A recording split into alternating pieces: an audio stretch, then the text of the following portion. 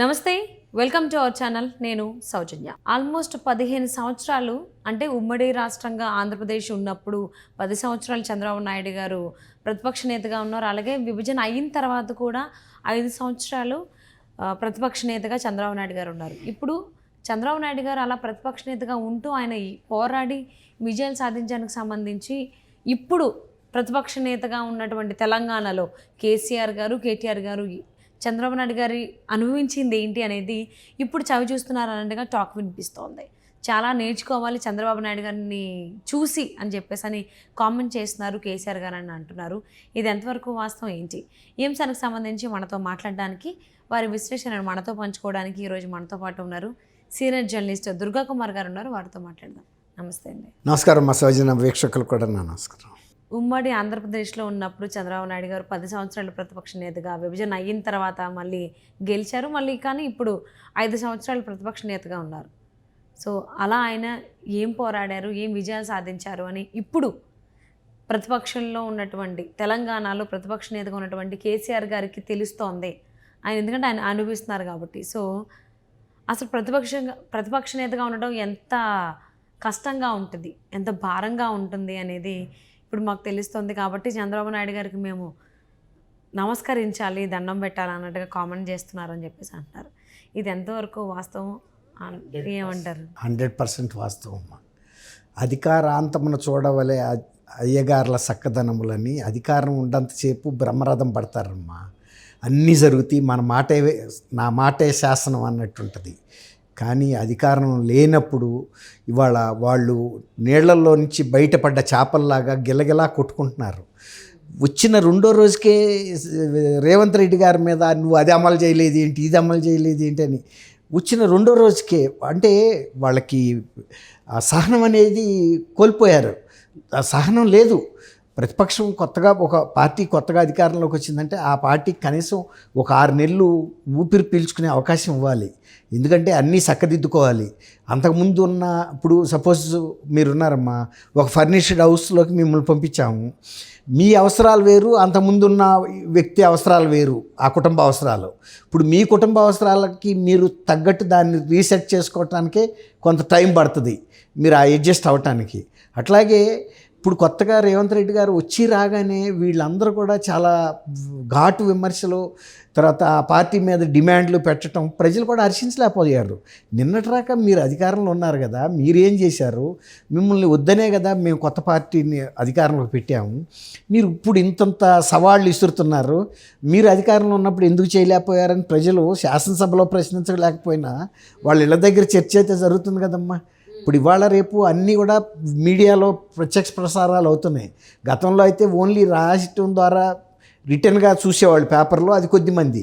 కానీ ఇవాళ హావభావాలు చూస్తున్నారు, ఈ నాయకులు వీళ్ళ అసహనం చూస్తున్నారు, వీళ్ళ దుందుడుతనం చూస్తున్నారు, వీళ్ళ ఓర్పు లేనితనాన్ని చూస్తున్నారు. ఇవన్నీ కనపడుతున్నాయి. అట్లా గతంకి ఇప్పటికీ ఈ తేడా స్పష్టంగా ప్రజలు గమనిస్తున్నారు. ఒకటి. రెండోది, అధికారం అనేది ఎంత మత్తు లాంటిది. అధికారం ఉన్నప్పుడు అన్ని అడుగులకు మడుగులు వచ్చే కార్యక్రమం జరుగుతూ ఉంటుంది. వెళ్ళిన చాటల్లా పట్టు తివాసీలు పరుస్తారు. మీరు తప్పు మాట్లాడినా మీదే రైట్ అంటారు. మీరు ఎటువంటి పరిపాలన చేసినా ఆహా ఓహో అంటారు. కానీ మనం ఒకసారి అధికారం దిగిపోతే కానీ మనకి ఏంటి అనేది నిజాలు అర్థం కావు, లోకంలో ఏం జరుగుతుందనేది. అప్పుడు అన్నీ మనం పట్టు పరదాల లోపల ఉంటాం. బయట ప్రపంచంలో జరిగేది వేరు, మనం ముందు జరుగుతున్న పరిస్థితులు వేరు. ఎట్లా ఉంటాయంటే ఇక్కడన్నీ మన ప్రగతి భవన్లో జరుగుతున్నంత వైభోగం దేశమంతా ఉందనుకుంటారు వాళ్ళు. క్షణాల్లో కోరితే 4 నెలల్లో బిల్డింగ్ కట్టేశారు, తీసుకొచ్చి చీఫ్ మినిస్టర్ని కూర్చోబెట్టేశారు. ఆర్డర్ ఇచ్చేస్తే ల్యాండ్ రోవర్ కార్స్ వచ్చేస్తాయి. కానీ అధికారంలో లేనప్పుడు, తర్వాత ఎమ్మెల్యేలు కూడా అధికారం ఉండేంత వరకు భయపడతారు, మినిస్టర్స్. కానీ అధికారంలోంచి మనం దిగెళ్ళిపోతున్నాం అన్న తర్వాత, దిగేసిన తర్వాత పరిస్థితి చాలా దారుణంగా ఉంటుంది. హెలికాప్టర్ చిట్కేస్తే వస్తుంది అప్పుడు అధికారంలో ఉన్నప్పుడు, ఇప్పుడు రాదు కదా. అట్టా ప్రతిదీ శాసించిన పరిస్థితుల్ని ఇవాళ మనం వాటిని మింగాల్సిన పరిస్థితుల్లో ఉంటాం. ఏంటి నువ్వు చేసింది, నువ్వు కూర్చో, నిన్నరాక నువ్వు మినిస్టర్ కాదా, నువ్వేం చేసావు అన్నప్పుడు మొన్న హరీష్ రావు గారు కానీ కేటీఆర్ కానీ అంతకుముందు పులుల్లాగా ఉన్న వ్యక్తులు మంత్రదండంతో కనుక ఇట్లా శాసిస్తే రేవంత్ రెడ్డి కానీ ఇంకొకళ్ళు కానీ ఉత్తమ్ కుమార్ రెడ్డి కానీ బట్టి కానీ కూర్చోవాల్సి వచ్చింది. ఎందుకంటే మరి నిన్నట్రాక మీరేం చేశారా, ఇవాళ వచ్చి మాట్లాడుతున్నారు అంటున్నారు కదా, అన్నప్పుడు మరి ఏం సమాధానం చెప్పలేని పరిస్థితే ఉంటుంది.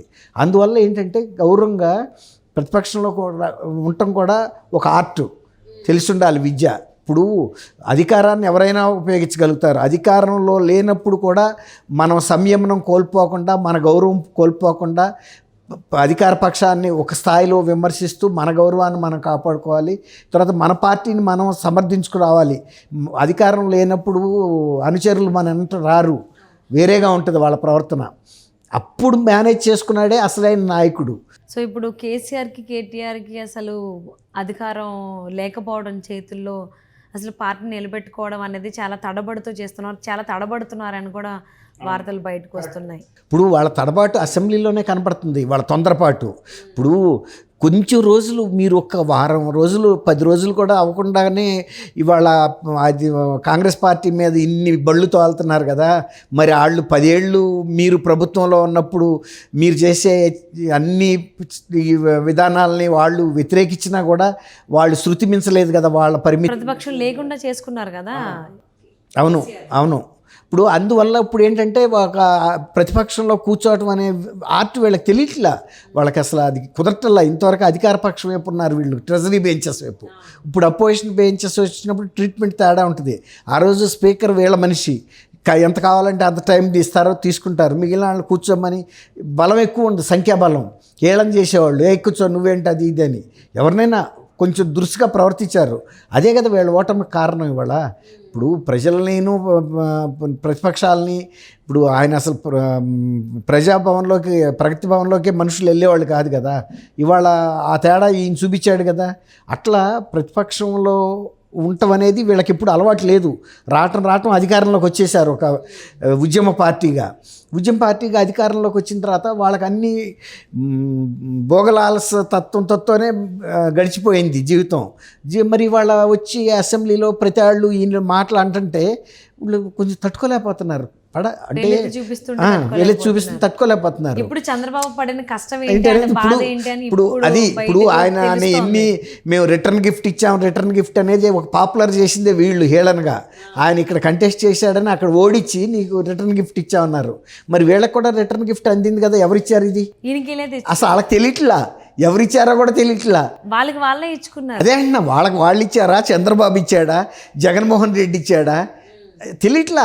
ఈ గిఫ్ట్ ఎక్కడి నుంచి వచ్చిందో అన్నోన్ సోర్స్ నుంచి వచ్చేసింది. తెల్లారి డోర్ తీసేటప్పటికి పెద్ద గిఫ్ట్ ఇంటి ముందు పెట్టుంది. సో ఎందుకనైనా చంద్రబాబుని ఇద్దరు కూడా ప్రశంసిస్తున్నారు. చంద్రబాబు ప్రతిపక్షంలో ఉండి ఇంత గౌరవంగా, ఇంత ఉందాగా, తర్వాత బ్యాలెన్స్డ్గా, సమున్నతంగాను సమన్వయంతో ఎలా పనిచేసుకుంటూ వచ్చాడు. తర్వాత ఫాలోయర్స్ని ఎలా మెయింటైన్ చేయగలిగాడు. పార్టీలో డిసిప్లిన్ మెయింటైన్ చేయడం కష్టం. డబ్బులు ఉన్నప్పుడు వేరు, పేదరికం వచ్చేటప్పటికి అరాచకం మొదలవుతుంది. అట్లాగే అధికారంలో ఉన్నప్పుడు వేరు, ప్రతిపక్షంలో ఉన్నప్పుడు ఫాలోయర్స్ ఎదురు తిరుగుతారు. కానీ క్రమశిక్షణగా ఒక కుటుంబంలాగా అందరినీ ఒక దీనిగా నిలుపుకొచ్చాడు. అంతెందుకు రేవంత్ రెడ్డి గారిని ఆ రోజు ఓటు కేసులో అరెస్ట్ చేస్తే ఆ రోజు అన్నీ తనయ్య భువనేశ్వర్ గారు చంద్రబాబు గారు చేశారంటే ఎంత ఓర్పు ఉండబట్టి. ఇప్పుడు ఆయనే మెచ్చుకున్నాడు రేవంత్ రెడ్డి గారు, నేను లేని లోటు చంద్రబాబు గారు, భువనేశ్వరం గారు ఒక తల్లి తండ్రిగా నాకు నిలబడ్డారు అక్కడ అని చెప్పుకున్నాడు. ఆ ఓర్పు అనేది అవసరం. అది అందరికీ రాదు, నేర్చుకుంటేనే కొంత అనుభవిస్తే వస్తుంది. ఇప్పుడు బీఆర్ఎస్ వాళ్ళకి అనుభవపూర్వకంగా తెలిసినప్పుడు చంద్రబాబు గారి యొక్క ప్రాముఖ్యత ఏంటి, ఆయన గొప్పదనం ఏంటి అనేది ఇప్పుడు అర్థమైంది. అవును, ఎవరైనా కానీ అంటారు పెద్దలు, అనుభవిస్తే కానీ తెలియదని. సో ఉమ్మడి రాష్ట్రంగా ఉన్నప్పుడు ఆంధ్రప్రదేశ్ 10 సంవత్సరాలు ప్రతిపక్ష నేతగా, విభజన జరిగిన తర్వాత 5 సంవత్సరాలు ప్రతిపక్ష నేతగా ఉన్నటువంటి చంద్రబాబు నాయుడు గారు ఎలా వ్యూహాలు పన్నారో, అసలు ఆయన ఏం చేశారు, ఆయన విజయం ఎలా సాధించగలుగుతున్నారు అనే దానికి సంబంధించి ఇప్పుడు వీళ్ళకి తెలుస్తోంది, బీఆర్ఎస్ నాయకులకి, అధ్యక్షులకి, కేసీఆర్కి, కేటీఆర్కి. సో అందుకనే చంద్రబాబుని మెచ్చుకుంటున్నారు, ప్రశంసలు జల్లు కురిపిస్తున్నారు అని అంటున్నారు.